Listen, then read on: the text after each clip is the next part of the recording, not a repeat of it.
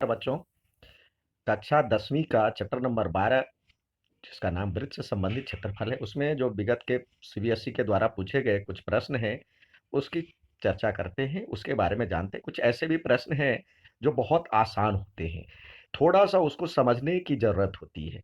यदि आप ढंग से समझ लिए, तो आप इसको अच्छी तरह से बना सकते हैं।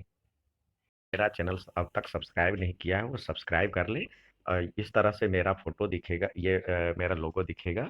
मेरा नाम अमरनाथ झा है, तो अमर झा के नाम से चैनल दिखेगा आपको। तो जब आप सब्सक्राइब कर लेते हैं, तो आपको हमारे द्वारा बनाए गए पूरे वीडियो मिल जाता है। आप यहाँ पे देख सकते हैं वीडियोज़ में जाके, या प्लेलिस्ट में आपके हिसाब से हमने प्लेलिस्ट भी बना रखा है। 9th और 10th के हिसाब से प्लेलिस्ट आपके ज़रूरत के हिसाब से या वीडियो के हिसाब से जाएँगे, तो ये देखेंगे कैसे, जैसे आप सब्सक्रिप्शन लेते हैं किसी का, तो सब्सक्रिप्शन लेते हैं किसी का, तो मतलब सब्सक्राइब करते हैं किसी चैनल को, तो आप देखिए सबसे पहले यूट्यूब पे जाएँगे, तो जैसे ही आपने सब्सक्राइब किया हुआ है चैनल, तो आपको दिख जाएगा ये यहाँ पे देखिए, जैसे ही हम जाते हैं चैनल पे, तो यहाँ पे आपको दिखता है सब्सक्रिप्शन। तो सब्सक्रिप्शन में आप करेंगे, तो हमने जिस-जिसका चैनल सब्सक्राइब किया है, जैसे कोई भी किसी का भी लेता हूँ, तो इस चैनल को मैंने सब्सक्राइब किया, फिर सब्सक्राइब किया हुआ है, तो इसके चैनल को मैं यहाँ पे जो व्यू चैनल है, तो इस पे जाके इसको हम क्लिक करते हैं, तो उसका ये वीडियोज़ दिख जाएगा, वीडियो सेक्शन में जाएँगे, वीडियोज़ दिख जाएगा, प्लेलिस्ट उन्होंने जो बना रखा है, प्लेलिस्ट दिख जाएगा। तो इससे हम उनके बारे में सारे उनसे जो रिलेटेड वीडियो है, उसको आप देख सकते हैं। तो सब्सक्राइब ज़रूर कीजिएगा। धन्यवाद। ये चैप्टर नंबर 10 के जो वृत्त से संबंधित क्षेत्रफल है, उसके क्वेश्चंस के बारे में जानें। आता है जैसे इस तरह की आकृति आपको दे दिया जाएगा, उसमें कहेगा या तो छायांकित भाग का परिमाप ज्ञात कीजिए या क्षेत्रफल ज्ञात कीजिए। तो देख करके ही बच्चे घबरा जाते हैं, जो कि है क्या, पूछ क्या लिया, पता नहीं इस तरह की आकृति कभी हमने देखा है कि नहीं। तो देखिए, इसको यदि ध्यान से देखा जाए तो बहुत आसान है। आपको वृत्त का क्षेत्रफल भी आता है निकालना, और परिमाप भी आता है निकालना, बस उसी का यूज करना है। तो देखिए, इसमें ध्यान से देखते हैं तो क्या है ये। एक ये वृत्त है, अर्धवृत्त है, ठीक है? और एक ये अर्धवृत्त है, और एक ये अर्धवृत्त है, और एक ये अर्धवृत्त है। यदि परिमाप हम ज्ञात करते हैं, तो परिमाप में हमें क्या-क्या चाहिए?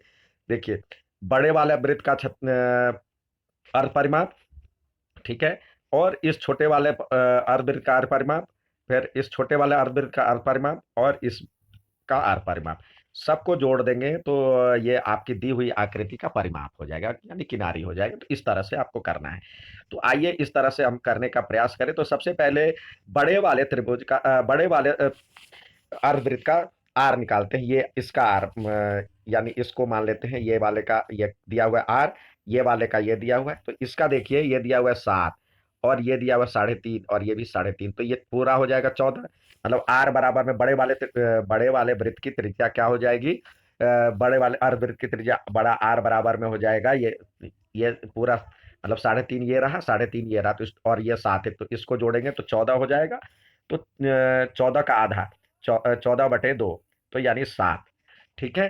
अब छोटे वाले त्रिभुज का मान लेते हैं, इसका मान लेते हैं आर। तो ये आर बराबर हो जाएगा ये 7 का आधा, यानी 7/2। ठीक है? क्योंकि ये व्यास है। अब इसका व्यास दिया हुआ 3.5 दिया हुआ, तो जैसे जितना ये है उतना ही ये है। तो इसका मान लेते हैं R1। R1 का जो है ये दिया हुआ है 3.5/2, यानी 3.5/2। इसको यदि हम, क्योंकि ये दिया हुआ इतना व्यास दिया हुआ है इसका, तो इसको यदि करते हैं, तो ये हो जाएगा 35। तो यानी 7 से काट सकते हैं, तो 7 पंचे 35, और 5 से काट सकते हैं, तो 7 पंचे 35/4, तो ये इसका हो जाएगा 7/4। अब ये निकल गया, तो आपका लगभग लगभग 90% काम हो गया। अब कहता है छायांकित भाग का क्षेत्रफल ज्ञात करना है। तो क्षेत्रफल आपको ज्ञात करना है, तो इसमें लिखिए। तो इसमें अब देखिए, छायांकित भाग का क्षेत्रफल कह रहा है, जो कि तो बड़े वाले अर्धवृत्त, जैसे हमने जिसका आर माना था, तो ये उसका क्षेत्रफल तो क्या हो जाएगा? अर्धवृत्त का क्षेत्रफल क्या होता है? पाई आर स्क्वायर होता है वृत्त का क्षेत्रफल, तो उसका आधा पाई आर स्क्वायर बाई 2। और इसका हमने बी आर सी का छोटा आर माना था, तो पाई, और यहाँ पे आर स्क्वायर बाई 2, और माइनस ये और ये बराबर है तो ए ओ बी, तो हमने लिख लिया ए ओ बी का क्षेत्रफल, उसी को 2 से गुना कर दिया, तो यहाँ पे पाई और आर की वैल्यू है 7/2। या अभी R1 ही लिखते हैं, R1 का स्क्वायर बटे 2। तो कुछ कॉमन आ जाता है पहले ही, तो पाई/2 कॉमन ले लिए। आर के बदले है यहाँ पे 7, आर के बदले यहाँ पे 7 है, तो 7 का स्क्वायर, 7 का स्क्वायर और प्लस 7/2 यहाँ 7/2 है, तो 7/2 का स्क्वायर, यानी लिखते ही जाते ये हो जाएगा 7 का स्क्वायर 49, और ये हो जाएगा 49/4, और फिर ये हो जाए घटाना है -2, और 7×7 = 49, 49 बटे और 4 का स्क्वायर क्या होगा 16, तो ये कट जाएगा 8 हो जाएगा। अब इसको आप अच्छी तरह बना सकते हैं, इसको सॉल्व करके पाई/2, पाई की वैल्यू पाई में ही रखें यदि जब तक दिया ना हो इस तरह में, तो 49 और प्लस ये हो जाएगा 49/4, और ये हो जाएगा 49/8। तो इसको सब्सट्रैक्ट करेंगे तो जो आएगा आंसर आएगा। इसको चाहे तो और भी आसान करने के लिए हम 49 भी कॉमन ले सकते हैं, नहीं तो आप सॉल्व भी कर सकते हैं। पाई/2 और 49 सब में है, तो 49 भी कॉमन ले लिए, तो ये हो जाएगा आपके पास एक, एक को 8 से यानी एक हो जाएगा, तो ये 8 और प्लस 2, 4 दूनी 8 होता है, और -1 बटे 8 होगा यहाँ पे एलसीएम।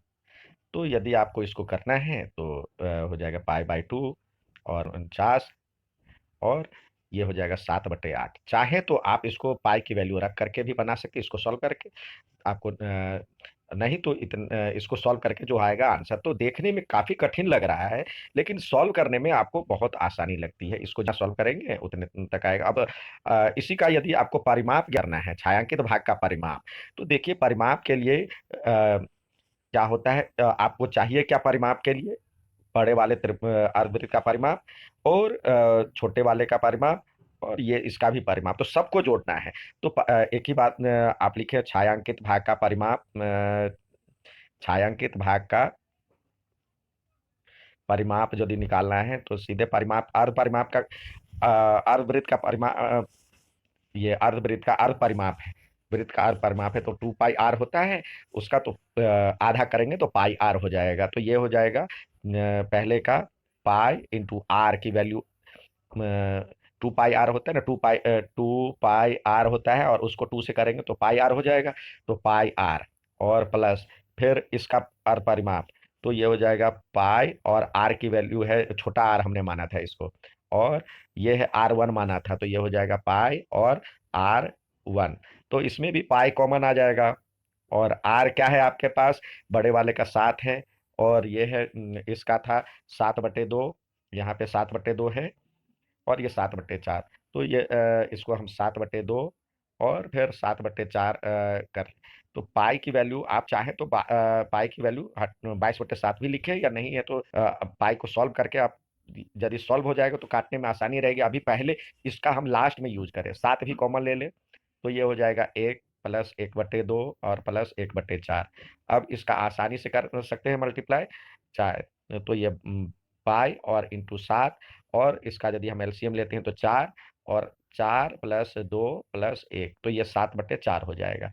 तो चाहे तो इसको जैसे 22/7 यहाँ पे आ गया, और ये 7 है, ये भी 7/4, तो ये आपका कट जाएगा, एक 7 से गया, और ये गया 11, 11×7 = 77/2, तो ये हो जाएगा 77/2। तो इसी तरह ये बाद में, इससे पाई का कैलकुलेशन हम बाद में करें, ठीक है। अब इसी तरह आपको एक और सवाल आपको देता हूं करने के लिए, जो आप खुद करें, देखिए इस तरह के सवाल कैसे बनते हैं।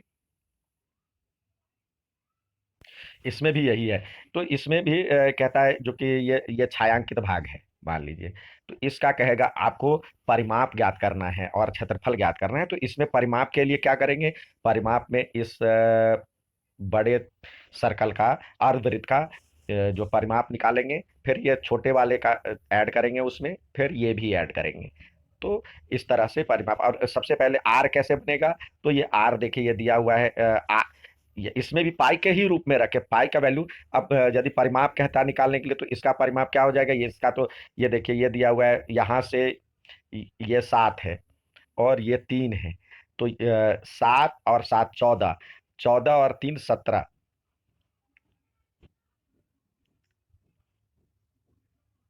इसमें जो दिया हुआ है ये फिगर में गलत, अ, इसको जो लैंग्वेज में लिखा है उसमें हम देखने पे पता चला यहाँ से यहाँ तक 7 दिया हुआ है और ये दिया हुआ है 3।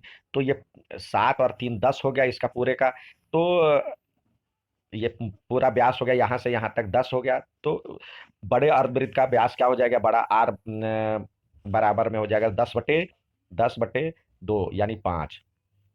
और छोटे वाले का मतलब बीच वाले जो इसको हम आर मानते हैं, इसको आर मानते हैं। तो आर से क्या हो जाएगा, इसको यदि हम करते तो 7/2 और ये हो जाएगा 3/2, आर डैश बराबर में 3/2। तो यदि हम क्षेत्र परिमाप निकालें तो ये बड़े वाले का तो क्या हो जाएगा, बड़े वाले का क्या होता है क्षेत्रफल, पाई आर,